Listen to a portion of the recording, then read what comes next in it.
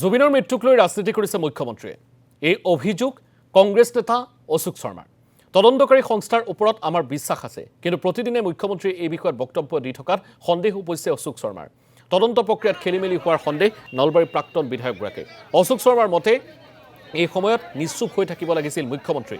শ্যাম কানুৰ সৈতে মুখ্যমন্ত্ৰীৰ পত্নীৰ নাম সাঙুৰ খোৱাত দিগবিদিক হেৰুৱাইছে মুখ্যমন্ত্ৰী।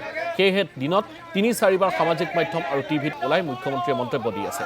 মুখ্যমন্ত্ৰীয়ে সমগ্ৰ ঘটনাটোক অন্য ৰূপ দিয়াৰ ষড়যন্ত্ৰ কৰিছে বুলি অভিযোগ অশোক শৰ্মাৰ।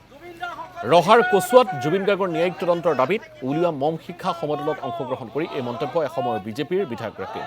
মম শিক্ষা সমদলত অংশগ্ৰহণ কৰি জুবিন গাৰ্গৰ মৃত্যুৰ প্ৰকৃত তদন্তৰ দাবী কৰে অশোক শৰ্মাই।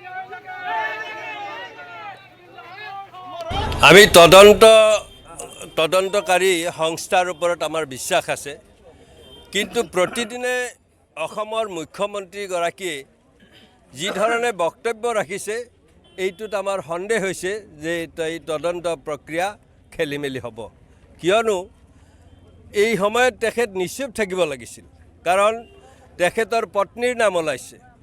এই সময়ত মুখ্যমন্ত্ৰীগৰাকী নিশ্চুপ হ'ব লাগিছিল, কাৰণ তেখেতৰ চৰকাৰখনৰ তথ্য আয়ুক্তগৰাকীৰ ভাতৃ এই ঘটনাটোৰ লগত জড়িত হৈছে।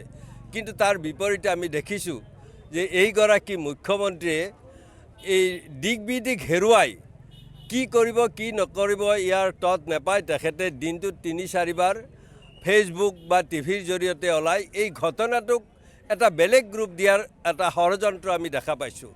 কাৰণ আমি দেখিছোঁ যে প্ৰতিটো মুহূৰ্তত অসমৰ আৱেগ যেনেদৰে উঠলি উঠিছে, এইটো কেনেদৰে বিপথে পৰিচালিত কৰিব পাৰে তেওঁৰ বক্তব্যত আমি সেইটো দেখিছোঁ। সেইকাৰণে আমি আজি নগাঁও জিলাৰ ৰহা সমষ্টিৰ এই মাধৱপাৰা জিলা পৰিষদৰ অন্তৰ্গত ইয়াত আমি ৰাজপথত অগণন মানুহ ওলাই অহা দেখিছোঁ। জুবিন গাৰ্গৰ সেই কথাৰে যে তেওঁ কৈছে, মোৰ জাতি নাই, মোৰ ধৰ্ম নাই, মই কেৱল মানুহ, আৰু সেই মানুহক আমি ৰাজপথত ওলাই অহা দেখিছোঁ। গতিকে আমি আজি ইয়াৰ পৰা আকৌ এবাৰ তদন্তকাৰী সংস্থাসমূহক আহ্বান জনাইছোঁ যে কাৰো কথাত যাতে এই ন্যায় প্ৰক্ৰিয়া বিফলে নাযায়, সেইটোত